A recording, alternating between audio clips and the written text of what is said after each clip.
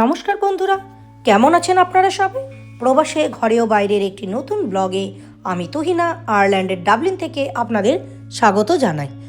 আজ 30শে ডিসেম্বর সোমবার এবং সকাল এখন এই 7:30 মতো বাজে, আর এখনও সূর্য ওঠেনি। তাই চারিদিকের আকাশটা দেখুন, লালচে আভায় কি সুন্দর ভরে উঠেছে। কারণ এখানে এখন যেহেতু শীতকাল, সূর্য উঠতে উঠতে প্রায় ওই 9টা বেজে যায়, কিন্তু যেহেতু আজ আকাশটায় সূর্য ওঠার আগের মুহূর্তে চারদিকটা এত সুন্দর দেখতে লাগছে। আর ওই দূরে দেখুন, পাহাড়ের সামনে দিয়ে দেখতে পাবেন ট্রেন ছুটে চলেছে। এত অপূর্ব সুন্দর দেখতে লাগে, কি বলবো আপনাদের। তো আজকে এত সকাল সকাল এই ছুটির মরশুমে বাইরে আসার কারণ হচ্ছে, আজ তো অফিস নেই, কিন্তু আজ যাব হচ্ছে পিকনিক করতে।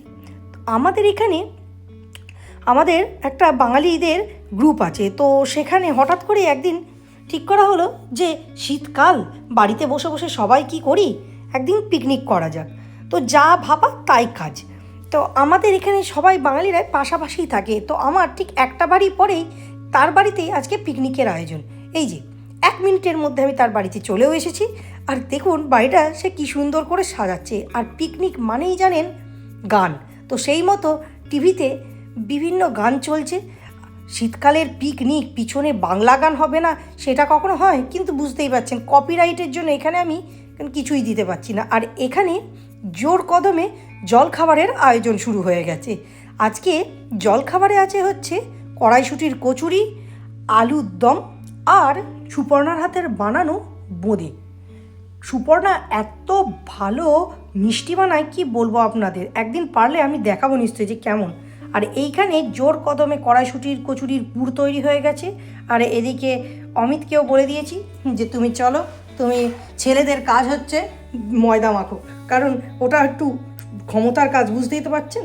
আর এইদিকেও তার সঙ্গে সঙ্গে পরবর্তীতে ডিম সেদ্ধ হচ্ছে। আর চা, শীতকালে চা থাকবে না পিকনিকে, সেটা কি কখনো হয়? তো একদিন আমরা হঠাৎ করেই ঠিক করি যে বসে বসে কি করছি, একটু যদি পিকনিক করা যায়।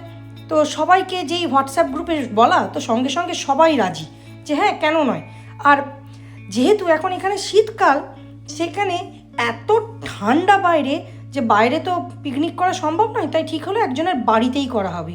তো সেই মতো আজকে অমিতদের বাড়িতেই আমাদের পিকনিকটা আর কি।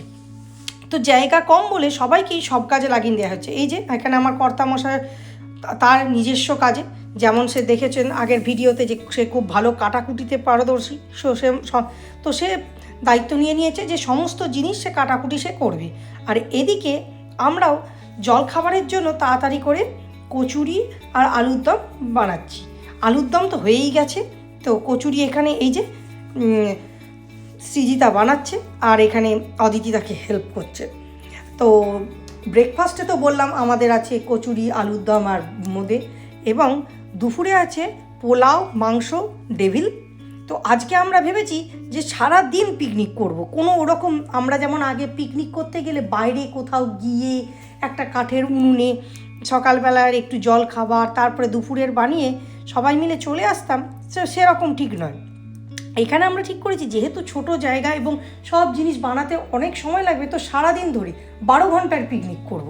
তো সকাল থেকে একদম সন্ধে পর্যন্ত যতক্ষণ পারা যায় সবাই মিলে প্রচণ্ড এনজয় করব, আর করে এই পিকনিকটাকে চালাবো। এই দেখুন ওখানে কচুরি জলখাবারের হয়ে যেতেই পরবর্তী আবার ডিমের ডেভিল, পোলাও, মাংস এইসব বানানোর কাজও শুরু হয়ে গেছে। তো এইসবের মাঝে মাঝেই শুধু তো রান্না করলেও হবে না, তাই আমরা ভাবলাম চলুন একটু ডামসারাজও খেলা যাক। তো ডামসারাজ খেলার জন্যে এতজন এত রকমভাবে অ্যাক্টিং করে দেখাচ্ছিল, যেন মনে হচ্ছিল তাদের সবারকার ভেতরের সব অভিনয় সত্তাটা জেগে উঠেছে। তো সেদিকে আমরাও ভাবলাম যে একটু চলুন একটু রান্না করতে করতে একটু নাচও করা যাক। আচ্ছা আপনারা বলুন দেখি এ কোন গানে নাচ করছে, যদি বলতে পারেন কমেন্ট করে জানান। আর যেহেতু বললাম আজকে বাড়ির মধ্যে হচ্ছে, তো টোটাল আজকে আমাদের পিকনিকের লোক সংখ্যা হচ্ছে 8.5 জন।